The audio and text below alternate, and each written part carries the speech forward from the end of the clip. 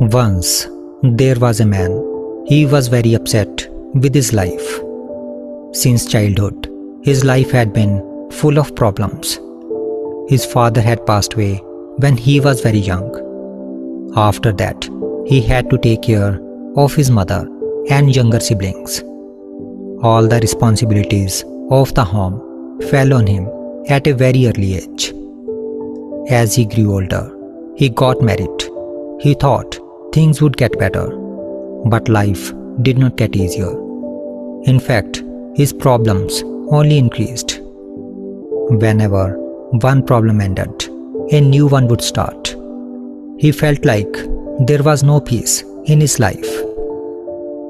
One day, tired and frustrated, the man went to a wise monk and said, "Sir, I want to renounce the world and become your student. I am very tired of the never-ending problems in my life. I want peace." The monk agreed and said, "Okay, you can be my student, but first tell me, what's bothering you?" The man said, "Master, my life is full of problems. Sometimes it is a financial issue. Sometimes problems with my wife. Sometimes things go wrong at work. And other times it is something else. One problem after another. I never find success. I am always struggling, always sad and worried." The monk listened patiently and said, "Okay, stay with me in my cottage for now." The next morning, the monk said to the man, "Let us go. We are going to another village." Both of them set off on their journey. Along the way, they came across a river. They stood there and watched the river for a while. Then the monk said, "We have to cross the river, but the water is flowing." The man nodded. They kept standing there for some time. Then the man asked, "Master, you said we have to cross the river. So why are we just standing here?" The monk replied, "We are waiting for the river to dry up. When it dries, we will cross it." Saying that, the monk became silent. The man was surprised. He said, "But master, how is that possible? The river won't dry up on its own. It will keep flowing. If we wait for it to dry, we will be stuck here forever.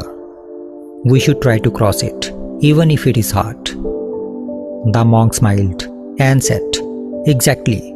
That is what I wanted you to understand. Life is like this river, and the problems in life are like the flowing water. They will always be there. If you keep waiting for your problems to disappear, you will never move forward. You have to face them and try to overcome them, even if it is difficult. Only then you can reach the other side." Then he looked at the man and said, "My friend, running away from the world won't solve all of your problems. That is like waiting for the river to dry. Even after renouncing the world, some other kind of problems will still be there. So, go back home. Don't give up because of difficulties. Face them and solve them. And that's the only way to move ahead in life." The man understood the monk's message. That one lesson changed his way of thinking. From that day on, he stopped waiting for a perfect life and started moving forward, facing life's challenges with courage. And slowly, things started getting better. The story tells us something very important. Problems are part of everyone's life. No one has a life without struggles. Some people have money problems. Some have family issues. Some have health worries. And some are just fighting battles inside their minds. Life is not easy for everyone. We often think once this problem is solved, life will be peaceful. But the truth is, when one problem ends, another one pops up. If we keep waiting for a time when everything is perfect. We will just waste our whole life waiting. It is like standing at the river, waiting for it to dry up. It will never happen. That's why we need to move ahead while facing our problems. We can't run away or give up. We have to deal with each problem, and that's how we grow, and that's how life moves forward. Problems may look like hurdles, but they are actually steps that takes us closer to success. Every challenge makes us stronger and teaches us something new. So, instead of fearing problems, we should learn to face them. Success and peace don't come when life is easy. They come when we keep going, even when life is hard. So, don't stop, don't wait, just keep moving, and ultimately, you will get through.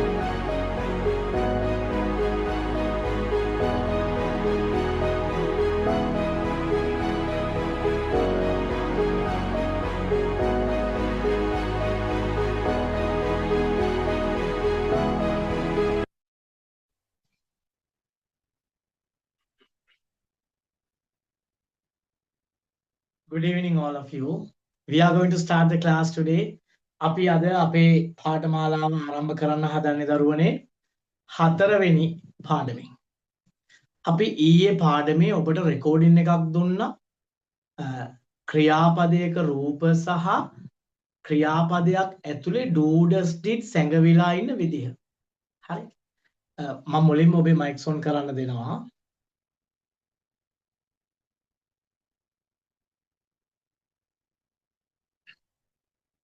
පුතේ mics on කරන්න පුළුවන්.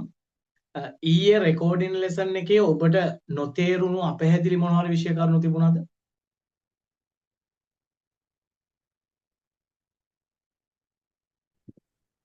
තේරුණා sir. අනිත් ඒක කතා තේරුණා. කරන්න පැහැදිලිව තේරුණා නේද? ඔව්. හරි. එහෙනම් මම අද පාඩම ඉස්සරහට යන්නේ එතනින් ඉස්සරහට. ඊයේ පාඩමේ ගැටලු නැහැනේ. නෑ සර්. හරි. ඕකේ. පුතේ අපි අද අපේ තියරි කොටස් වල අපි 4 වෙනි දවස. අදින් පස්සේ අපිට තියෙන රටාවල් ටික ප්‍රැක්ටිස් කරන්න. ඉංග්‍රීසි භාෂාවේ උපකාරක ක්‍රියාපද කියලා 27 දෙනෙක් ඉන්නවා. අපි මෙන්ෂන් කළානේ. අපි කලේ හෙල්පින් මේන් වර්බ්ස් ටිකනේ. මේ 27 දෙනා මාරම වැදගත්. මොකද මාරම වැදගත් කියන්නේ? අපිට ජීවත් වෙන්න දරුවෝ ඔක්සිජන් කොච්චර වැදගත්ද? කොච්චර වැදගත්ද කියන ඔක්සිජන් නැතුව අපිට ජීවත් වෙන්න බෑ. ඒ වගේ පුතේ වාක්‍යයක් පවතින්න බෑ හෙල්පින් වර්බ් එකක් නැතුව. එහෙනම් දෙයියනේ මේ උපකාරක ක්‍රියාපද 27න් එකක් වාක්‍යයක තිබිය යුතුමයි. එහෙනම් දරුවෝ මේ 27 දෙනාව අපි දන්නේ නැහැ කියන්නේ භාෂාවේ අඩුපාඩුවක් අපිට වෙලා තමයි. දැන් අපි ඒ වගේ හිතලා දුක් වෙලා වැඩක් නැහැ. අද ඉඳන් ඉගෙන ගමු. මේ 27 දෙනා මාරම වැදගත්. මේ 27 දෙනාගෙන් කෙනෙක් වාක්‍යයක තිබිය යුතුමයි පුතේ. ඒ නිසා මේ ටික කටපාඩම් කරලා ඉගෙන ගන්න. අපි යමු පාඩමට.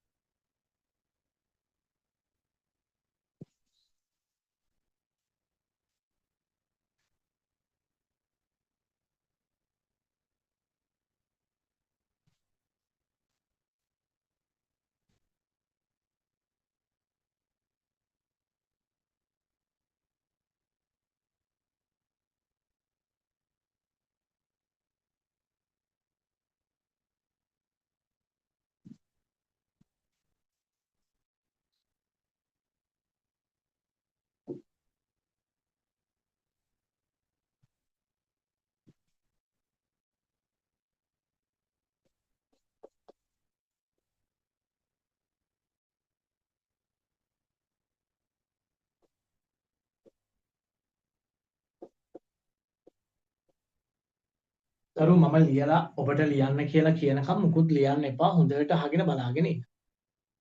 helping verbs කියන්නේ උපකාරක ක්‍රියාපද. උපකාරක ක්‍රියාපද 27ක් තියෙනවා. ඒකේ ලක්ෂණ 3ක් සහ ප්‍රයෝජන 3ක් කියලා දෙනවා. මේ පාඩම අද හරිම වැදගත්. අද පාඩම ඉවර වෙනකොට දරුවෝ ඔයාට ඕනම වාක්‍යයක් ප්‍රශ්නයක් බවට හරවන්නත් නැත යන අර්ථයට හරවන්නත් පුළුවන් වෙනවා. බලන්නකෝ මම ඔබට අභියෝගයක් කළා කියන විදිය. අද පාඩම ඉවර වෙනකොට ඔයාට ඕනම වාක්‍යයක් ක්වෙස්චන් කරන්නත් නෙගටිව් කරන්නත් පුළුවන් හැකියාව ලැබෙනවා. අපි බලමු. මේ උපකාරක ක්‍රියාපද 27 කොටස් දෙකකට බෙදෙනවා. සාමාන්‍ය සහ සාමාන්‍ය කියලා 16කුත් විශේෂ කියලා 11කුත්.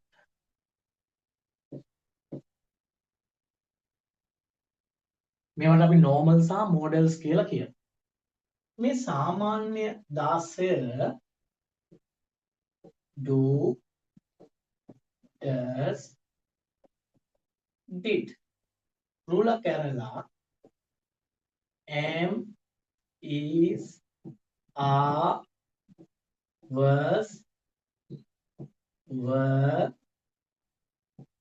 have ඔබ ලියන්න එපා දරුවෝ ඈ. ඊට වද නිසා මම මේ පැත්තට එනවා. has had need there. ආයි තුන් දෙනෙක් වෙනවම රූලක් කරලා ලියනවා be being being සහ bn being. පුතේ ගණන් කරලා බලන්න 3යි 6යි 9යි 10යි 13යි 16. අර විශේෂ කියන 11 දෙනා will would shall should can could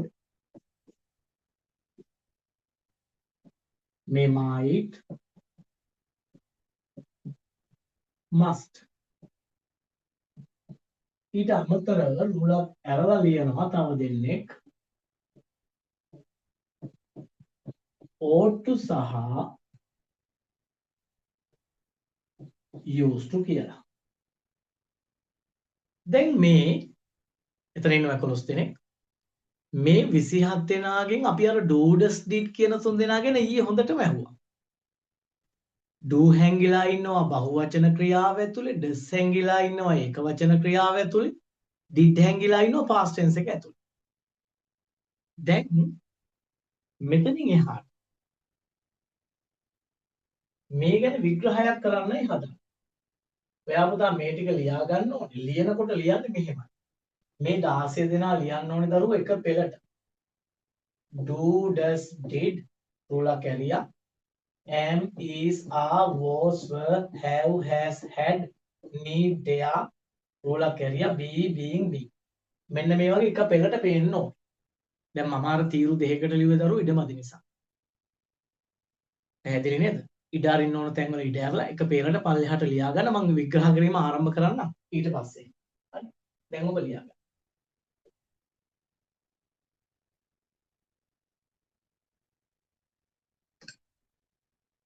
මේ මෙන්න මෙතන මේ හරිය ඉඩ ටිකක් තියෙන්න ඕනේ විස්තරයක් ලියන්න. හරි. කෙලවරටම ගන්න එපා page එකේ.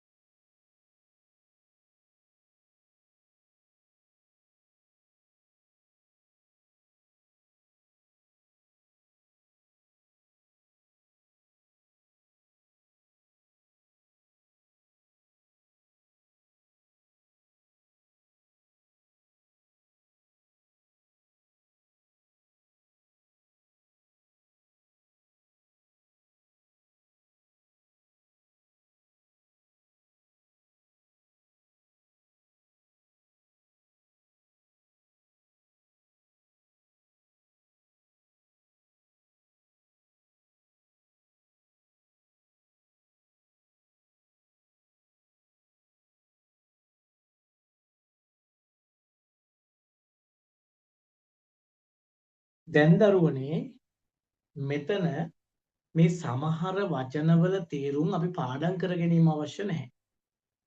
හැබැයි ඔබ මේ වචන ටික හරි do, does, did, am, is, are, was, were, have, has, had, need කියන්නේ අවශ්‍යයි කියන අර්ථය උපකාරක පදයකුත් වෙනවා ප්‍රධාන ක්‍රියාපදයකුත් වෙනවා. dare කියන්නේ පුතේ නිර්භය කියන එක බය නැති කියන එක. dare කියන්නේ නිර්භය කියන එක. B වල සිංහල තේරුම වෙන්න කියන එක හැබැයි මේ වෙලාවේ B කියන්නේ am is are කියන අයගේ බේස් ෆෝම් එක. අපි හරියට ගමුකෝ go කියන එක. go වල goes, went, going, gone කියලා රූප ටිකක් ඊයේ අපි ඉගෙන ගත්තානේ. ඒ වගේ පුතා B කියන්නේ මූලිකයක්. එතකොට am is are කියන ඒවත් ඒකේ රූප go ගේ past tense එක went වගේ හරි go ගේ past tense එක went වගේ be ගේ past tense තමයි was were කියලා කියන්නේ. මේව ඔයා මෙහෙම දැනගෙන හිටියාම ඇති. ඊළඟට පුතා go ගේ ing එක going වගේ be ගේ ing එක තමයි being කියන්නේ. go ගේ past participle එක gone වගේ be ගේ past participle එක තමයි being කියන්නේ. එතකොට දැන් මෙතන be being කියන සෙට් එකක් am is are was were කියන සෙට් එකක් ඔබ තේරුම් අරගත්තා. සරලව හරි. මේ හැම එකක්ම මේ 27 දෙනාම උපකාරක ක්‍රියාපද. පැහැදිලි නේද? හරි. දැන්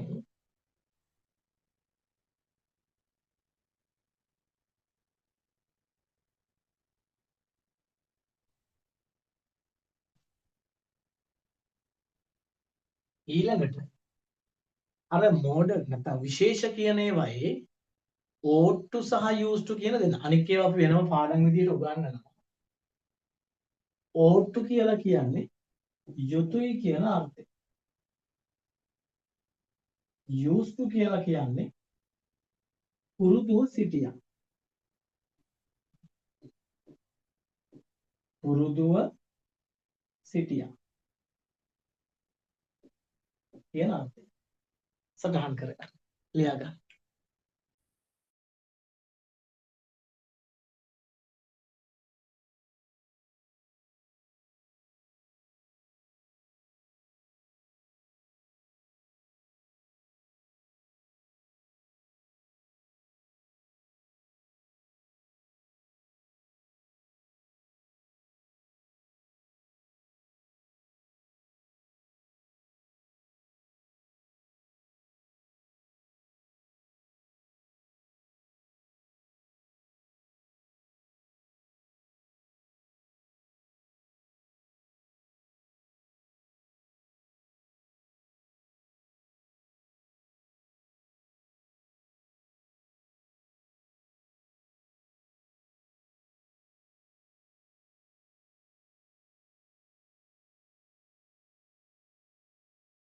දැන් දරුවනේ අපි උගන්වනවා විශේෂ කාරණා ටිකක්.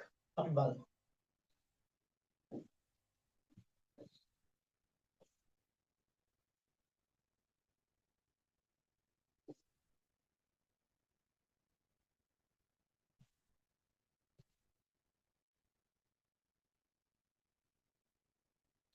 අපි දැන් කියලා දෙනවා මෙහෙම.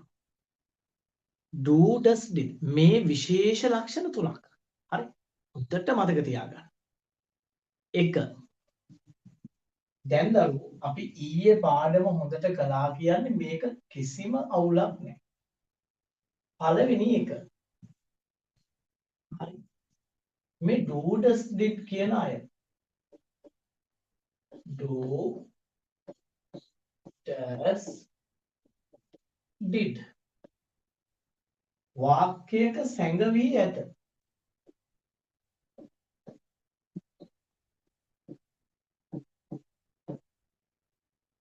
මේක අපි ඊයේ දවසේ ඉගෙන ගත්තා. do හැංගිලා ඉන්නේ බහුවචන ක්‍රියාව ඇතුලේ. does හැංගිලා ඉන්නේ ඒකවචන ක්‍රියාව ඇතුලේ. did හැංගිලා ඉන්නේ past tense එක ඇතුලේ. එහෙනම් මේ පළවෙනි මේ අමාරුම එක ඉගෙන ගත්තා. ඊළඟට පුතේ අංක 2. ඔයා මෙච්චර කල් හිතලා නැතුව ඇති ඉංග්‍රීසි වාක්‍යයක් නෙගටිව් කරන්නේ ඔය උපකාරක පදයක් පිටිපස්සෙන් not එකතු කරලා. ඉංග්‍රීසි භාෂාවේ නෙගටිව් හදන්නේ ඔය උපකාරක පදයක් පිටිපස්සෙන් not එකතු කරලා.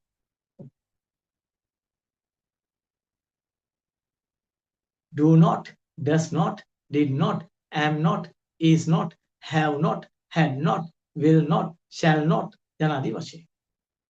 හැබැයි දෙවෙනි නීතිය be, being, been කියන තුන් දෙනා පිටිපස්සෙන් not එකතු කරන්න තහනම්. එහෙම කරන්න බෑ දරුවෝ. මෙන්න දෙවෙනි කාරණා. be, being, been කියන තුන් දෙනා සම්බන්ධ. හරි. මොකද්ද? not යෙදිය නොහැක. not යෙදිය නොහැක.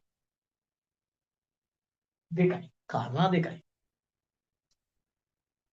හරි. ඊළඟට තුන්වෙනි කාරණාව. අර විශේෂ 11 දෙනා will, would, shall, should, can, could, may, might, must, ought to, used to. එයාලගේ පිටිපස්සෙන් ජීවිතේ තියෙන තාක්කල් ඉංග්‍රීසි භාෂාව පාවිච්චි කරන තාක්කල් මතක තියාගන්න එයාලගෙත් එක්ක පිටිපස්සෙන් දාන්න පුළුවන් මෙන්න තුන්වෙනි නීතිය. හරි. ක්‍රියා මූලය පමණි. ක්‍රියා මූලය පමණි. මොකද පුතේ ක්‍රියා මූලය පමණි කියන්නේ? අපි දන්නවනේ go කියන ක්‍රියාපදය ගත්තොත් හරිද? එයාගේ රූප පහක් තියෙනවනේ. go, goes, went, going, gone කියලා. දැන් ඕගොල්ලන්ට ඊ අපි දුන්නානේ ක්‍රියාපද ටියුට් එක. ක්‍රියාරූප පහක් තියෙන ක්‍රියාපද 1000ක්. ඒ ඕනම ක්‍රියාපදයක පළවෙනි තීරුව පමණයි දරුවනේ. මෙයාව විතරයි පාවිච්චි කරන්න පුළුවන්. මේ කිසිදු රූපයක් දාන්න බෑ. ඔන්න තුන්වෙනි කාරණාව. do, does, did වාක්‍යයක සැඟවිලා ඉන්නේ. නමුත් මගෙන් ඉගෙනගත්තු දරුවන්ට හැංගෙන්න බෑ. be, being, been අයත් එක්ක not දාන්න තහනම්. අර විශේෂ 11 දිනත් එක්ක දාන්න පුළුවන් ක්‍රියාපදයක මූලික රූපය පමණයි. සටහන් කරගන්න.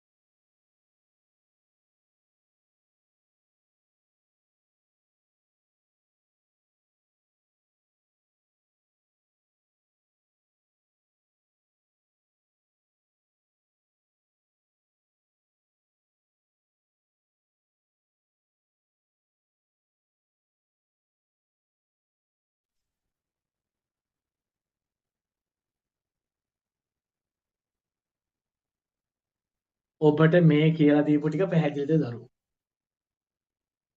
මේ කියලා දීපු මේ වෙනකන් කියලා දීපු ටික පැහැදිලිද?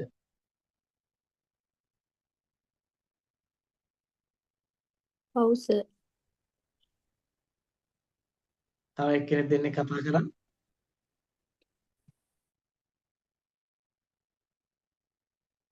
ඔබට පැහැදිලි මේ කියලා දීපු ටික පැහැදිලි. හරි.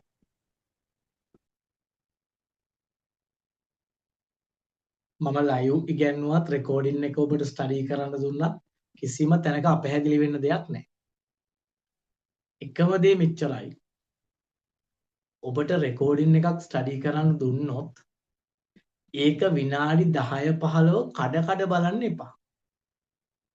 වාඩි වෙලා එක ඔබට නිදහස් පුළුවන් වෙලාවක එක දිගට බලන්න. එච්චරයි. හරි. රයිට්. දැන් ඔය සුවිශේෂී කාරණා තුන හොඳට මතක තියාගන්න. මේක නිතර පේන තැනක ලියලා තියලා මතක තියාගන්න. දැන් දරුවනේ අපි කියලා දෙනවා අද දවසේ අවසාන කොටස විදිහට. අපිට මේ උපකාරක ක්‍රියාපද 27 ප්‍රයෝජන තුනක් තියෙනවා. හරිද? ප්‍රයෝජන තුනක්. uses of helping verbs. මම උගන්වනකම් ඔබ මුකුත් ලියන්න එපා. හොඳට ධාරණය කරගෙන පස්සේ ලියාගන්න.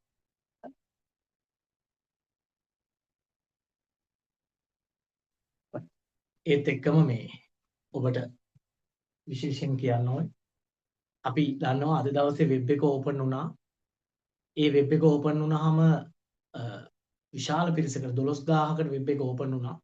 වාණිජ හා සේවාංශයේ රැකියා අවස්ථා 8000කුත් රෙස්ටෝරන්ට් ආපනශාලා 4000කුත්. මේ වෙලාවේ දරුවෝ ජොබ් මේ ඉංග්‍රීසි කෝස් එක අවශ්‍යතාවයේ තියෙන බොහෝ පිරිසක් ඉන්නවා. හැබැයි බොහොමයක් අය වංචනික ඉගැන්වීම් කියලා සල්ලි අරගෙන සහතිකය දෙන්නේ නැති බොහෝ ඒවට අහු වෙනවා. සමහරු උගන්වනවා තේරෙන්නේ නැහැ.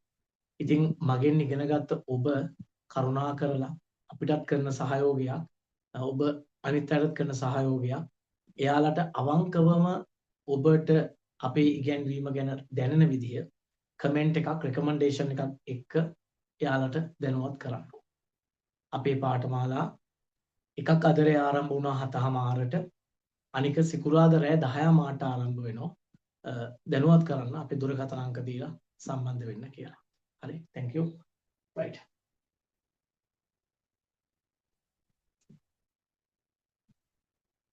Uses of helping verbs. Uses of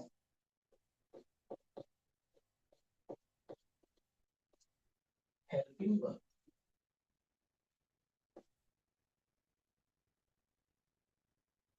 උපකාරක ක්‍රියාපදවල ප්‍රයෝජන.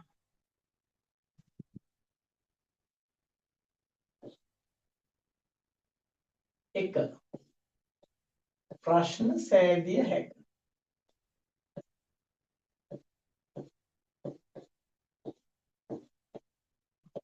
මේක අපි ඉංග්‍රීසි වලින් කියනවා දරුවෝ questions can be made කියන. අපි සරල උදාහරණයක් ගන්නවා.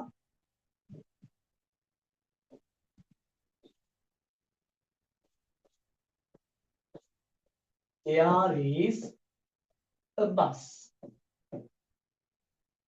ඔබට පේනවද දරුවනේ මේ සරල වාක්‍යයේ helping verb එක කවුද කියලා? දැන් මම උගන්වපු 27 දෙනාගෙන් කවුද? is.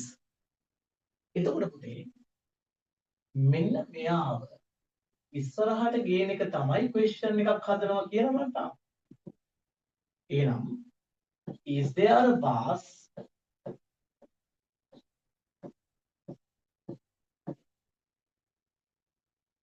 ඔච්චරයි. දැන් අපි මම වාක්‍ය කියන ඔබ මගෙත් එක්ක question එක හදන්න. They are playing cricket. ආ ගන්න ඉස්සරහට are they playing cricket? He was a teacher. was ගන්න ඉස්සරහට was he a teacher? You can cook well. can ගන්න ඉස්සරහට can you cook well? මේවා මාර ලේසි. හැබැයි දරුවනේ අපිට ටිකක් අමාරුවේ වැටෙන 3 දෙනෙක් ඉන්නවා. අර do does did පේන්නේ නැති helping verb එකක් පේන්නේ නැති. අපි අර ඉරෙන් දකුණු පැත්තේ ඒ ටික තමයි කතා කරන්න හදන්නේ. පළවෙනි උදාහරණය. You help me. ඔබ මට උදව් කරනවා. B. She comes here. ඇය මෙහි එනවා. C. He wrote a letter. ඔහු ලියුමක් ලිව්වා. දැන් දරුවනේ අර A කියන පළවෙනි උදාහරණයට යමුකෝ. දැන් අපිට helping verb එකක් පේන්නේ නැහැ. You help me. හැබැයි මගේ දරුවෝ මගෙන් ඉගෙනගත්තු දරුවෝ දන්නවා help කියන්නේ do help. එතකොට do තමයි අල්ලලා ඉස්සරහට ගන්න ඕනේ. එහෙනම් do you help me? Do you help me? ඔබ මට උදව් කරනවද? හරි. දෙවෙනි එක. She comes here. දැන් පුතේ වෙන කෙනෙකුට මේක පේන්නේ නැති වෙන්න පුළුවන්. නමුත් මගෙන් ඉගෙනගත්තු ඔබ දන්නවා comes කියන්නේ does come. comes සම වෙන්න does අල්ලලා අපි ඉස්සරහට ගන්නවා. does ඉස්සරහට එනකොට ඉතුරු වෙන්නේ දරුවනේ come. ඔන්නෝක තමයි පරිස්සමට කියන්නේ. එතකොට ඇය මෙහි එනවාද? Does she come here? Does she come here? ඇය මෙහි එනවාද? අපිට මේ ඉන්ටර්විව් එකේදී මෙච්චර ඕන වෙන්නේ නැහැ. Do you තමයි ඕන වෙන්නේ. නමුත් ඔබට මම මේ උගන්වන්නේ දරුවෝ සමස්තම රටක් ඕනම වාක්‍යයක් ක්වෙස්චන් එකක් කරන්න. අදින් පස්සේ පුළුවන්. මේ 3 දෙනා විතරයි අමාරු. He wrote a letter. දරුවනේ wrote කියන එක සමානයි past tense එක. did write. දැන් ඔබ දන්නවා did ඉස්සරහට ගත්තාම හරිද? did ඉස්සරහට ගත්තාම දරුවනේ ඉතුරු වෙන්න ඕනේ write කියන එක. එහෙනම් ඔහු ලියුමක් ලිව්වාද? Did he write a letter? ඔබ බලන්න ජීවිතේ කවුරුත් ඔබට මේ තරම් සරලව මේවා කියලා දීලා තියෙනවද? ඔය 3 දෙනා හැරෙන්න do does did හැංගිච්ච 3 දෙනා හැරෙන්න ඉතුරු හැම helping verb එකම පේන්න තියෙනවා. බය නැතුව ඉස්සරහට ගන්න තියෙන්නේ. හරි. කොච්චර ලේසිද දරුවෝ? එහෙනම් ඔබට දැන් මේ වෙනකොට ඕනම වාක්‍යයක් question බවට හරවන්න පුළුවන්. ඔබ සතුටු වෙන්න. අංක 2 පුතේ.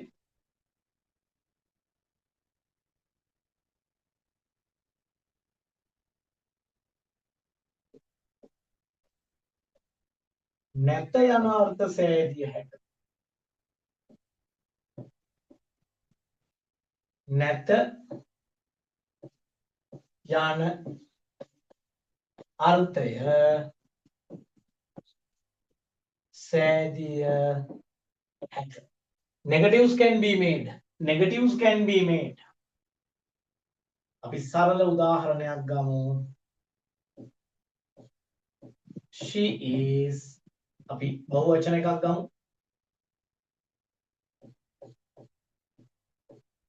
They are playing cricket.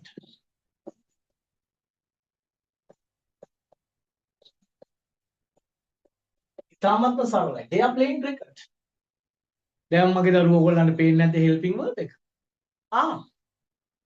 අපි අල්ලගත්තා. එයාගේ පිටිපස්සෙන් not එකතු කරා. ඔච්චරනේ. They are not playing cricket. එහෙනම් අපි බලමු නෙගටිව් කරලා. She is reading a book.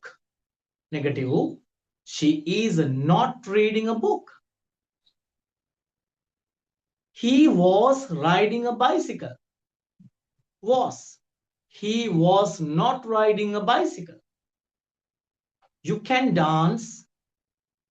You cannot dance. පට්ට ලේසිනේ. දැන් පුතේ අපිට බැරි හිර වෙන්න පුළුවන් තැන් තුනයි තියෙන්නේ. ඒත් මගේ දරුවන්ට එහෙම වෙන්න බෑ. අපි ඉගෙන ගත්තා do does did එළියට ගන්න. ඔච්චරනේ දරුවෝ පේන්න නැත්තේ. අපි දැන් බලමු. You help me. ඔබ මට උදව් කරනවා. ඔන්න නෙගටිව් එක. හරිද? You help me වල you එතකොට do not කෙටි කළා don't. You don't help me. You don't help me. ඔච්චරයි. ඊළඟට she comes here. Negative. She does ළඟට not එනවා. කෙටි කරා doesn't. She doesn't help me. Sorry. Help me නෙවෙයි come here. She doesn't come here. She doesn't come here. එච්චරයි. ඔහු ලියුමක් ලිව්වේ නෑ. He did දෙනවා did ළඟට not එනවා අපි කෙටි කරමු පුතේ didn't. He didn't write a letter. He didn't write a letter. ඔය සුන් දෙනා විතරයි ඉතුරු සියල්ලම පුළුවන්. එහෙනම් මගේ දරුවෝ දැන් ඕනම වාක්‍යයක් ක්වෙස්චන් කරන්න පුළුවන්, ඕනම එකක් නෙගටිව් කරන්න පුළුවන්. තව පොඩි කොටසක් තියෙනවා. අපි ඒකත් කතා කරලා අවසන් කරමු. භාෂාවේ කෙටි පිළිතුරු දෙනවා කියලා එකක් තියෙනවනේ පුතා short answers කියලා. මෙන්න තුන්වෙනි කාරණා. කෙටි පිළිතුරු සෑදිය හැකියි. Short answers can be made. කෙටි පිළිතුරු සෑදිය හැකියි. අපි සරල උදාහරණයක් ගමුකෝ. ඔබ සතුටින්ද කියලා. ඔබ සතුටින්ද? Are you happy? එතකොට පුතේ මේකේ පිළිතුර වෙන්නේ ඔව් මම සතුටින් කියලානේ. නේද? Yes, I am happy. දැන් දරුවෝ මේකේ helping verb එක පේනවනේ. එහෙනම් එයා ගාවින් නතර වෙලා full stop තියන්න. ඕක තමයි භාෂාවේ original කෙටි උත්තරය. Are you happy? Yes, I am. Are you happy? Yes, I am. දැන් දෙවෙනියට අපි බලමු. helping verb එක පේන්නේ නැති අවස්ථාවක් කරේ. A. Do you help me? Do you help me? ඔබ උදව් කරනවද? ඔව් මම ඔබට උදව් කරනවා. Yes, I help you. මේකනේ පුතේ ඔරිජිනල් උත්තරේ. Yes, I help you නේ. දැන් අපිට helping verb එකක් පේන්න නැති වුණාට ඔබ දන්නවා දරුවනේ. help කියන්නේ to help. අපි helping verb එක අල්ලගත්තා do. එයා ළඟින් full stop තිබ්බා. ඉතුරු ටික අයින් කළා. Do you help me? Yes, I do. අන්න අර හැංගිලා තිබිච්ච පදයකින් අහනකොට do වලින් උත්තර දෙන්නේ do කියලා. Do you help me? Yes, I do. Did you help me? Yes, I did. එහෙනම් ඒ දෙක අපි එක තේරුම් ගත්තා නම් හරි. ඔය තියන්නේ භාෂාවේ බොහොමයක් අය නොදන්න කාරණා ටිකක්. අද ඔබට පුළුවන් ඕනම ඉංග්‍රීසි වාක්‍යයක් ක්වෙස්චන් කරන්න, නෙගටිව් කරන්න, කෙටි උත්තර දෙන්න. ඔබට පාඩම පැහැදිලිද කියලා මයික් ඔන් කරලා කියන්න. ඔබේ මයික්ස් ඔන් කරලා කතා කරන්න. පැහැදිලි සර්. පැහැදිලි සර්. දැන් අනික් අය ඔබෙන් ප්‍රශ්න දැන් ඔබ මේක දැනගත්ත එකේ වැදගත් මොකද්ද? වැදගත්කම අනික් අය ඔබෙන් ප්‍රශ්න අහනකොට දැන් ඔබට තේරෙනවා. මෙයා මේ අහන්නේ මොකද්ද? Do you come? Do you go? ඔයා යනවද? ග්‍රැමටික හරියද? ග්‍රැමර් හරියටම තියෙනවද? එතකොට මම උත්තර දෙනවා. Yes I go. Do you eat? Yes I eat. Do you help? Yes I help. Do you work? Yes I work. Do you work with other people? Yes I work with other people. මේක තමයි දැන් පුරුදු වෙන්නේ. Can you understand? Yes sir. අපි ලියගමු සටහන.